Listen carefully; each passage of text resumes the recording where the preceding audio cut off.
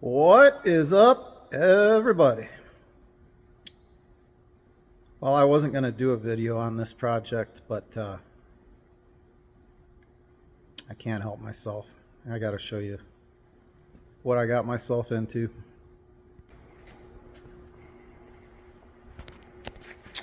You know, it's not good whenever I've got wiring diagrams and test leads out.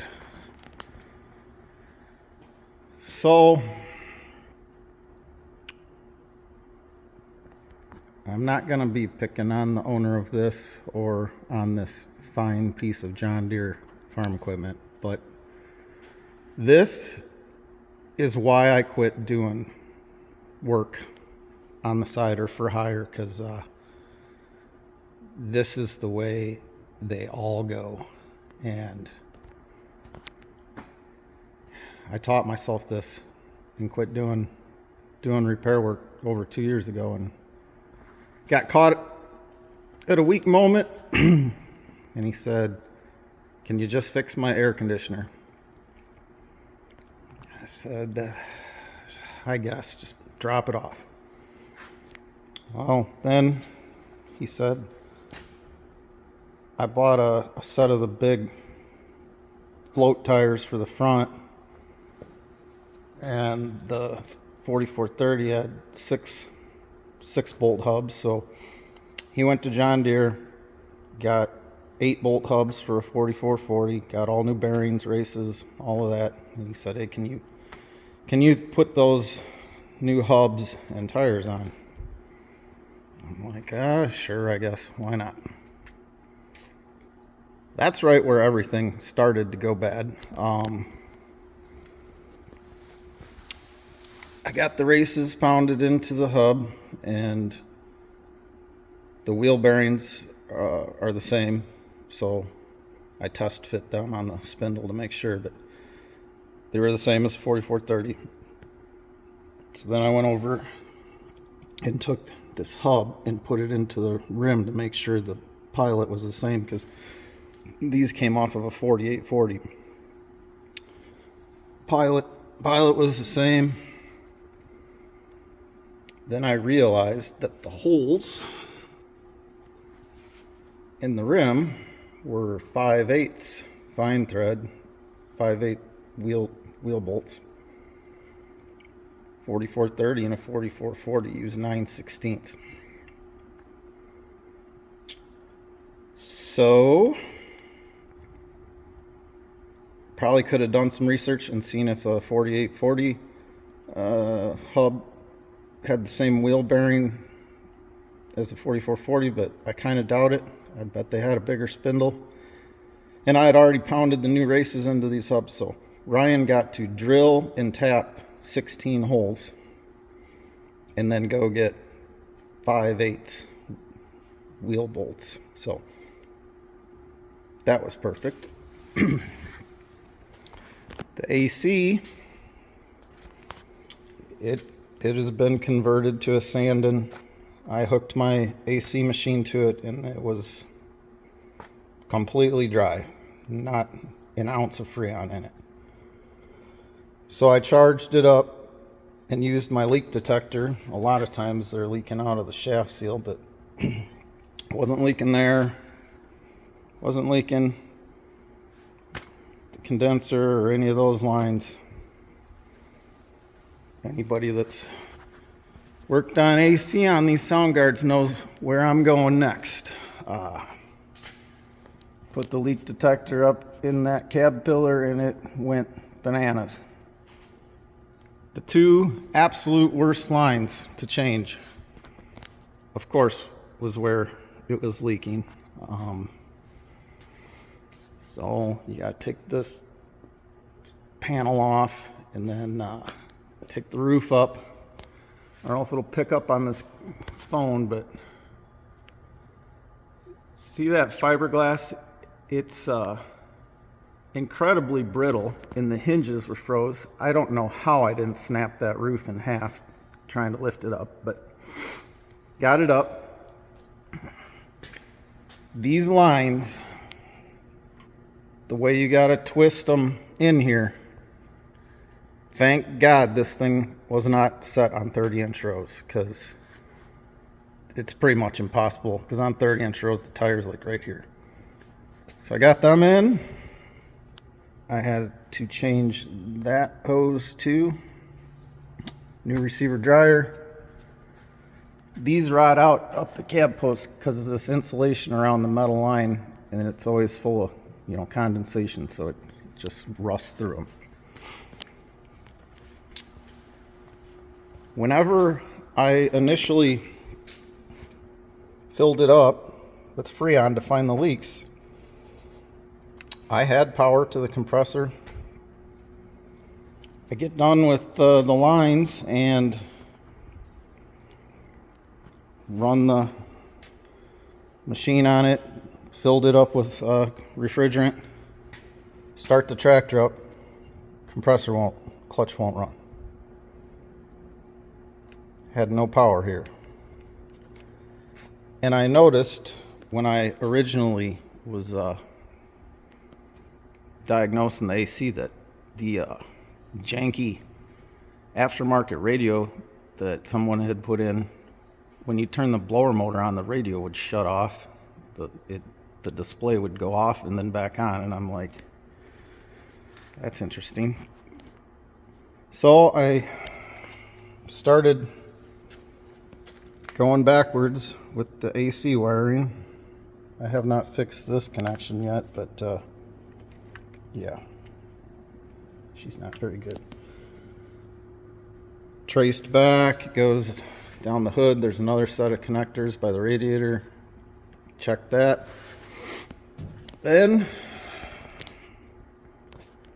I went up into the cab, and that's where everything started going downhill fast. So this cowl is missing, wasn't on here. Got all kinds of extra curricular wiring going on down there. So I was interested in the radio. Let me show you what I found. So I did a radio delete because, number one, there's no speakers.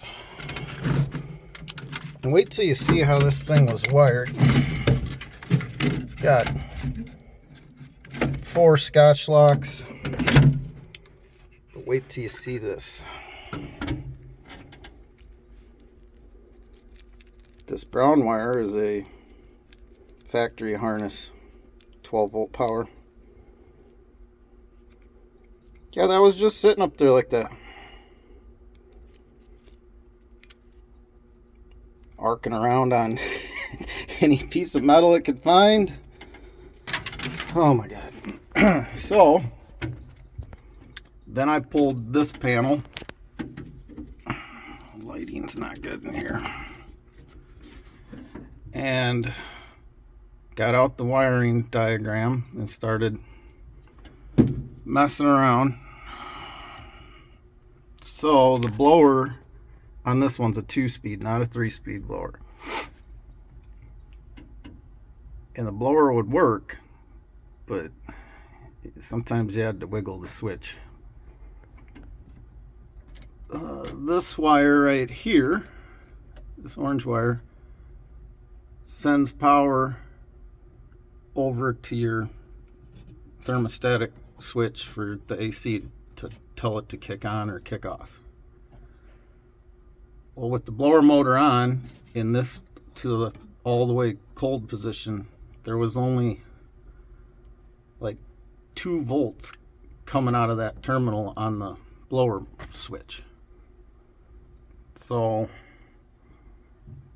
then, let's see if I can do this one-handed. I took the old power probe,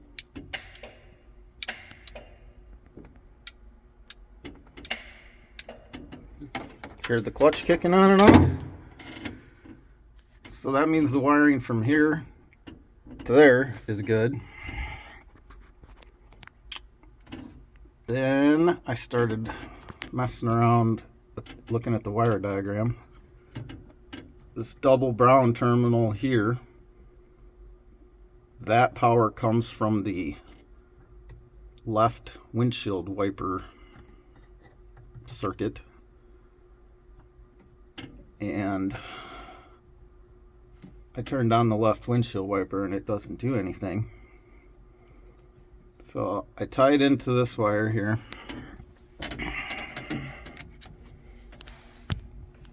Alright, I'm going to turn the key on.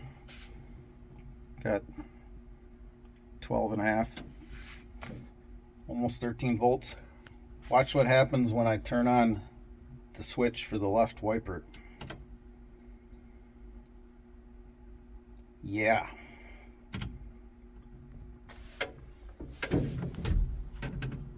She's crispy crittered. So I started looking at the blower switch. You see all that green stuff? That's a pretty good indication that some of the magic inside there melted. So called John Deere. I said, hey, do you have a blower switch for a 4430? They said, yeah, we got 2 of them. I said, well, do you need the serial number? Because I'm assuming there's different options. Nope, just one. Well, I went and got it. Here's what they gave me.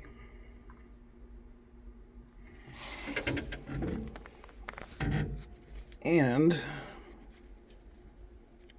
it says low, medium, and high.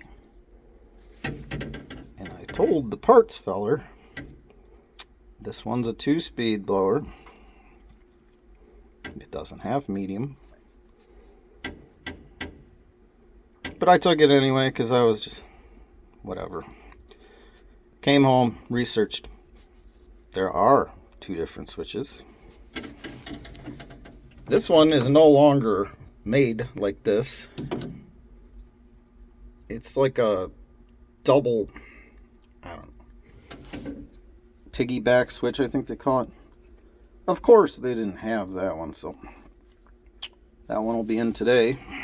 Nothing another trip to the John Deere dealer can't fix.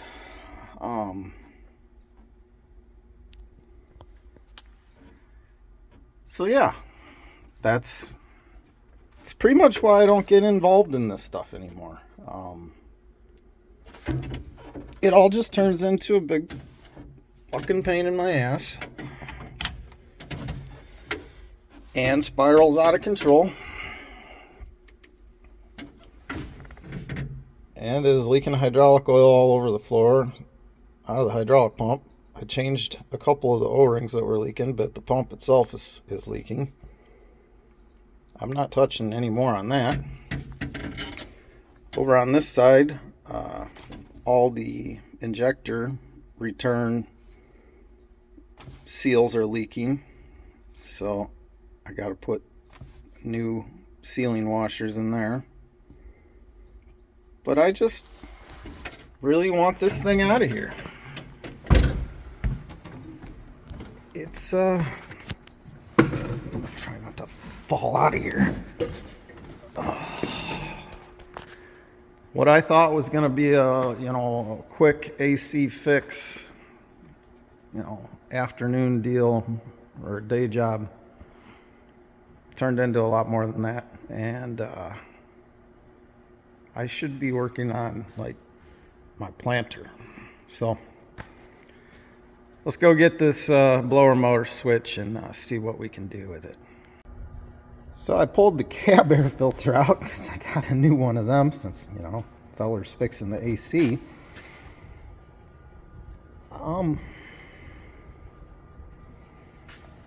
It was installed a month before I graduated high school. Still good. So I went to the good old John Deere dealership to get the blower motor switch. You always know that you can pretty much turn around and walk right back out the door when the parts guy gives you the deer in the headlights look. Yeah, it got transferred. just to the wrong store. But that's nothing a third trip to John Deere can't fix tomorrow.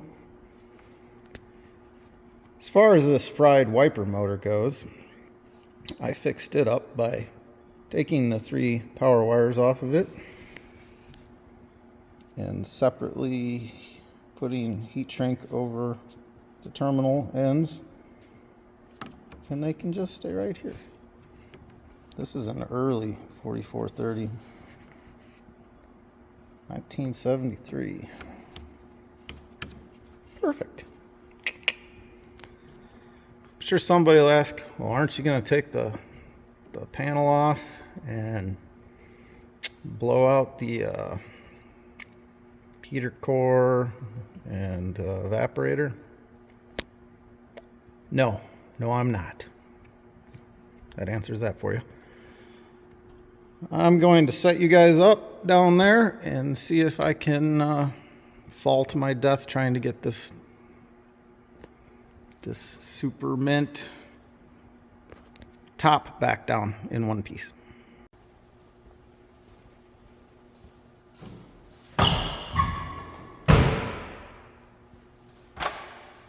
Just call 911, guys, if I fall. Thanks.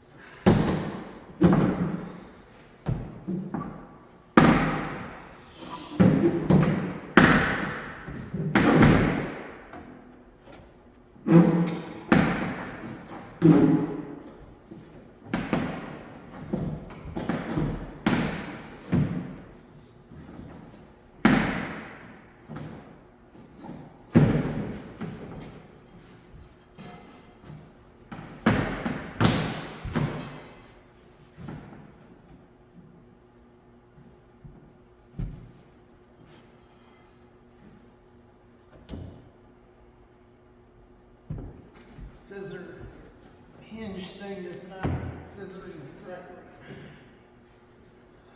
There we go.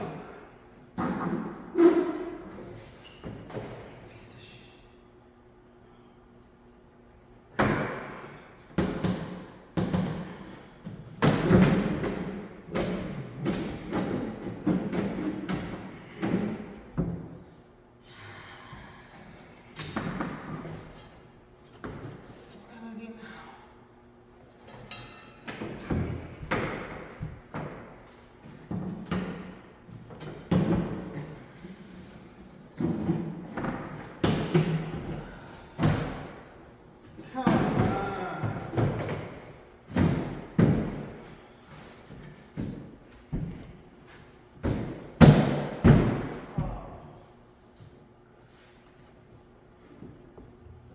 Well, this side is on correctly.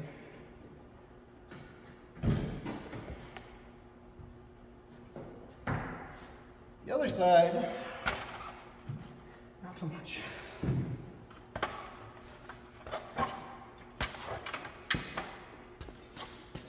Come on over there and karate chop that side.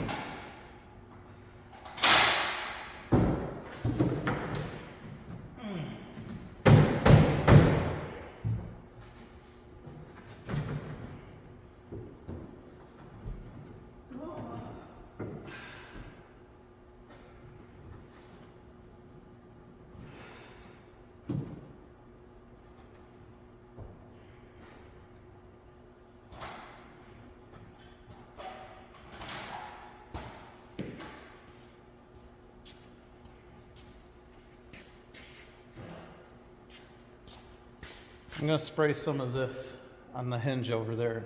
Let it think about how big of a pain in the ass it's being to me right now.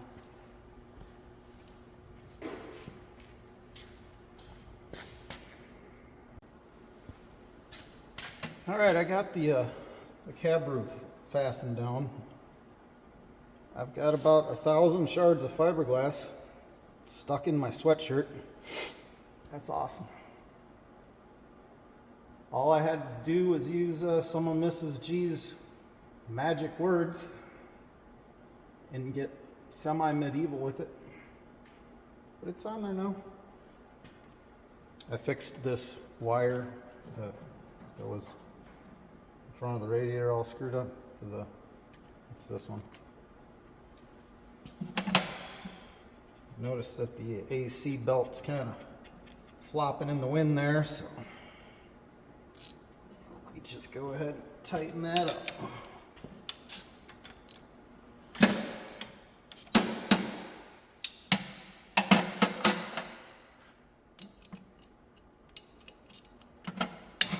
Yeah, when Mrs. G gets pissed, I swear she could make a freaking pirate blush when she gets going on her swearing tantrums.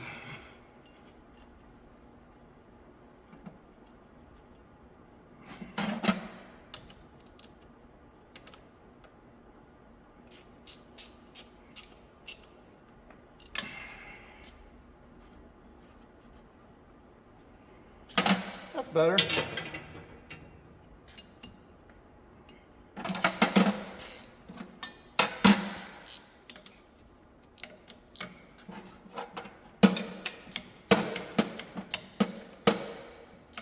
I get pretty frustrated with parts anymore. Not only are they incredibly stupid expensive, but it seems like nobody has any more F's to give. Like, it doesn't seem that way, it's true. Doesn't matter to them if it takes 3 trips to get a frickin' part. Anyway, let's go to the other side. See what she has in store for us over there. So I tried cheating. The only one that was really leaking, you fellers see, was the front one. So I loosened all of these others up so I could wiggle it up enough to change the 2 crush washers. And I should have known better, because now it doesn't leak on the first one, it leaks on 3/4 of the rest of them since I loosened it up. So we'll just go ahead and fix them all. It seems as if anytime I ever try to cut a corner, it ends up turning around and kicking me right in the nuts.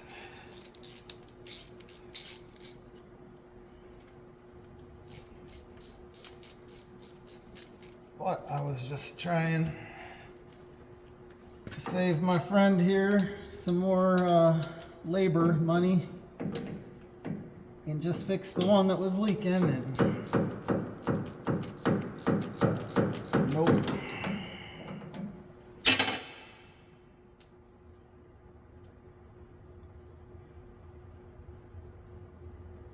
It shouldn't be too bad for him. I mean, I probably only have about 478 hours in it so far. Let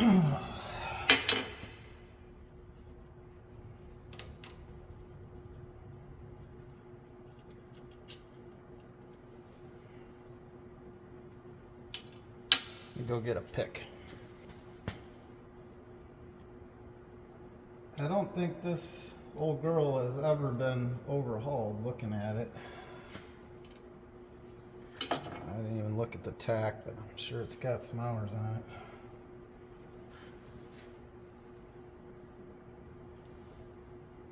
I had to shoot it with ether in here the other day to get it started, and I have the heat set at 60 degrees in here. So I'm sure the pistons, you know, these things were crap for starting even when the engines were new, but I'm sure the pistons are like throwing a hot dog down a hallway in the sleeves. But as long as you give her enough of the good stuff, as in the John Deere version of Cosby in a can, the actual 80% ether. They'll normally fire up for you.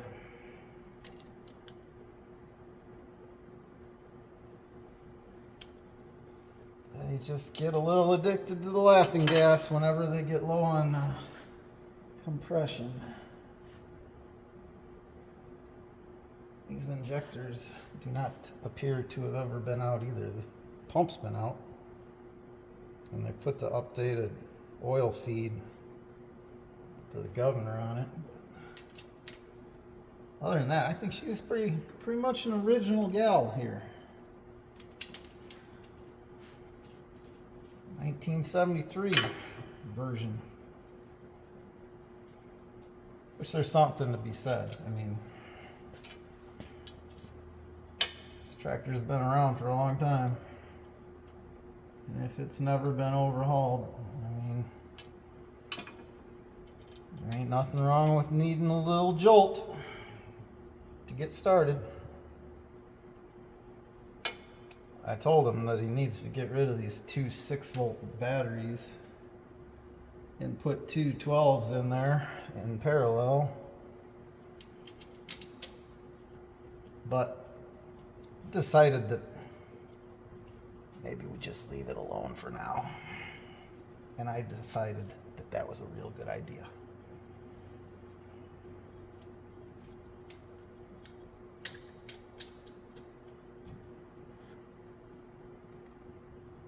Keep your ether can in your holster. Be ready to shoot before the 4 cranks you get out of these two 6-volt systems goes away.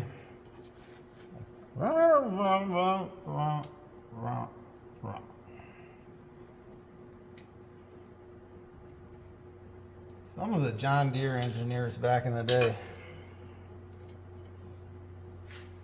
Wow. They definitely were on the spectrum before the spectrum was even a spectrum. Like whoever designed that blower motor switch up there, wow. I hope he was proud of that. Why make something simple when you can tie it to 20 other circuits?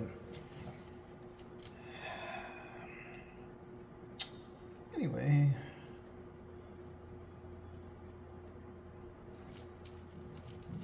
this back one's gonna be a pain.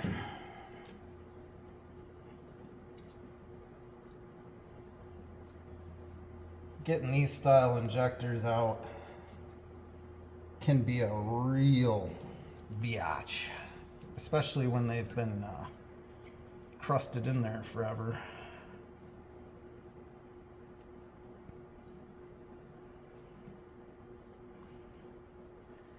I have changed many of these injectors over the years.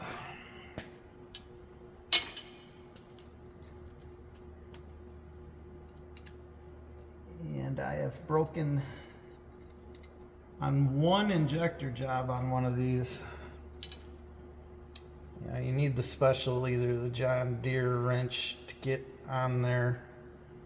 Otherwise, you just make your own. You take the box end of a 15/16 and cut a groove out so it can go around the injector. Well, I broke 3 15/16 wrenches on one of these injector jobs once. And I had knuckles that looked like I had been in the world tournament of bloody knuckles.